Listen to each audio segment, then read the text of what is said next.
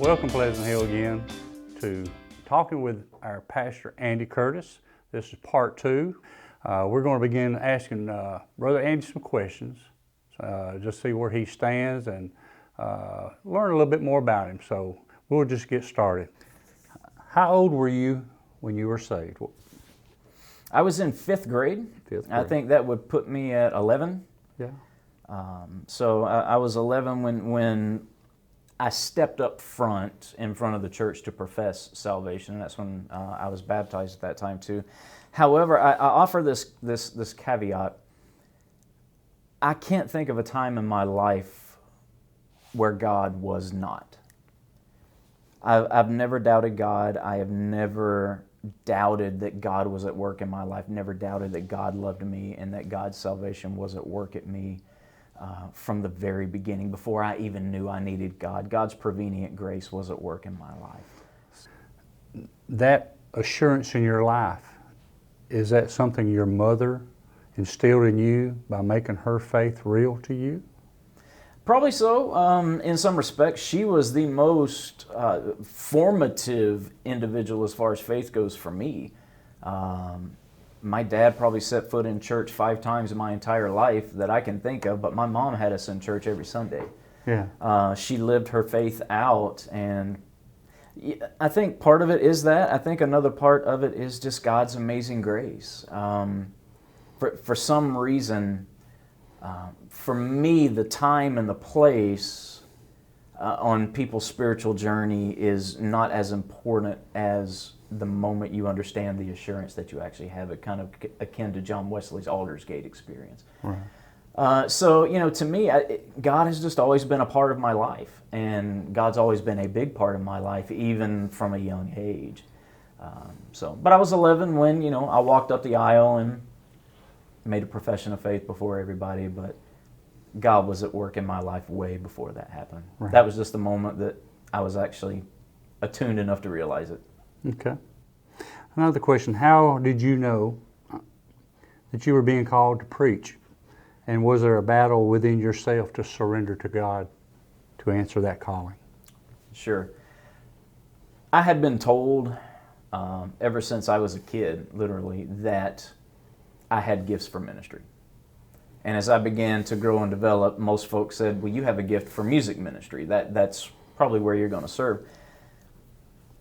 When I entered into actual ministry as a vocation of sorts, I entered into music ministry because it just made the most sense. But as I was serving in youth and music, folks would come up to me and say, you have a gift for speaking as well. You're a good preacher. You're a good speaker. And one Sunday at Asbury United Methodist in Fort Payne, after a particularly spirit-filled worship service, one of the congregants came up to me. Her name was Betty Langford, and she said, Andy, when are you going to answer your call to preach? I had been told my whole life I had gifts for ministry, but it was in that moment that I actually believed it, and something changed. And it was in that moment that I surrendered to pastoral ministry. Okay. You mentioned Notre Dame a while ago. This is a little bit on the light side, but can you tell me where you were, like on January the 7th, 2013? Does that date register with you or anything? It's a horrible date in history. It's a horrible date in history. No, I don't know where I was. I was not watching the football game because I knew how it was going to turn out. Number 1 Notre Dame against number 2 Alabama in the Discovery National Championship game. And do you remember the score? Yeah, it's something to 14. Yeah, 42-14. But anyway, I just, that was the last time Alabama and Notre Dame. But on the plus side for Notre Dame, I think the overall record between Notre Dame and Alabama, Notre Dame's 5-1. I think that's about the only time Alabama's ever beat Notre Dame. So you got that. Let's see here. One other thing about football. You're Notre Dame, your wife is Auburn. In 1996, Notre Dame went 8-4, Lou Holtz last year. And they were invited to play in the Independence Bowl against Auburn. And I just wondered, had you and your wife ever discussed that? Because Notre Dame refused the invitation because they said Auburn wasn't a worthy opponent. No, we've never discussed that. And thank you so much for bringing it up. Now that'll be a topic at dinner. We never discussed that. And we consider that that'll be a pre-existing That's condition. taboo, huh? My wife and I didn't meet until 2000. All right. Another crazy question I want to throw at you. If you were in the movie Ten Commandments, which character would you play? In the movie The Ten Commandments? Yeah. Lord have mercy. I guess whichever one the producer cast me at. I have no idea. I have no idea. Are you not the Charleston Heston type person to? Oh, I would be, but Okay. we all like to see ourselves. Just go for the star role. We all like to see ourselves as that, right? Yeah, that's right. That'd be like saying, I wish I let my hair grow out long so I could have the strength of Samson, Right, well, you have a much better head of hair than I do, Skip. So Well, you could let yours grow. I don't know about that. I asked you earlier, have you ever been on your Emmaus walk? I have not. And a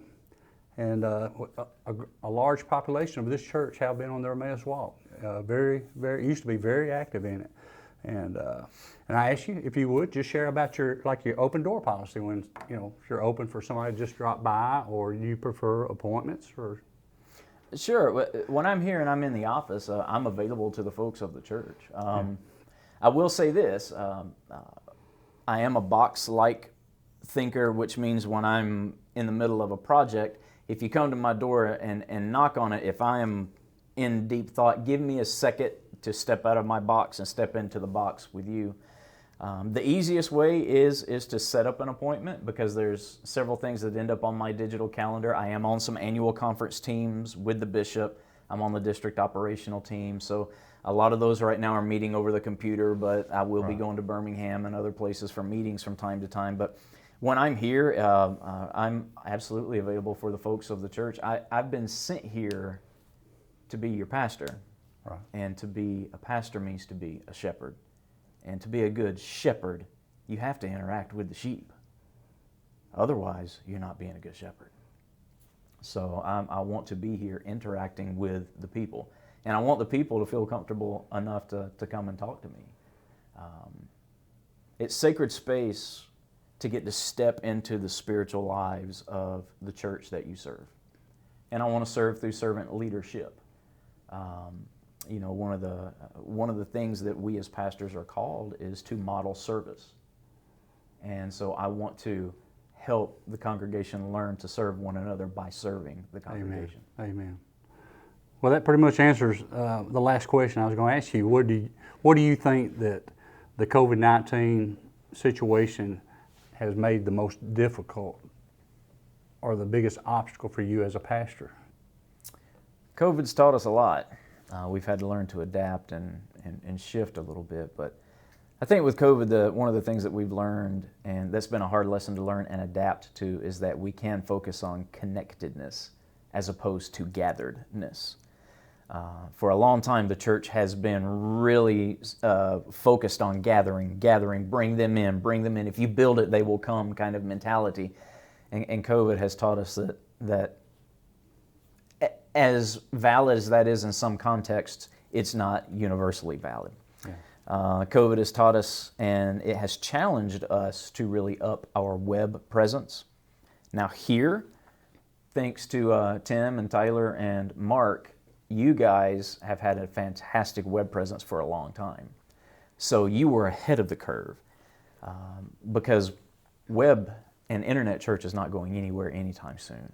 It will actually probably become a new evangelism tool, that intentional shortened worship services are put out online so that guests can come taste test from different churches, because a lot of them, especially in their 30s and younger, are going to stop going to physical churches to try them out. They're going to try them out online first before they even come. So COVID has kind of opened our eyes to that. Also, of course, just the heinous sickness that some people have had to endure because of this, and some folks being depressed by it. And those are some challenges as a pastor that I've had to kind of navigate. Hospital visits, man, you can't visit hospitals anymore.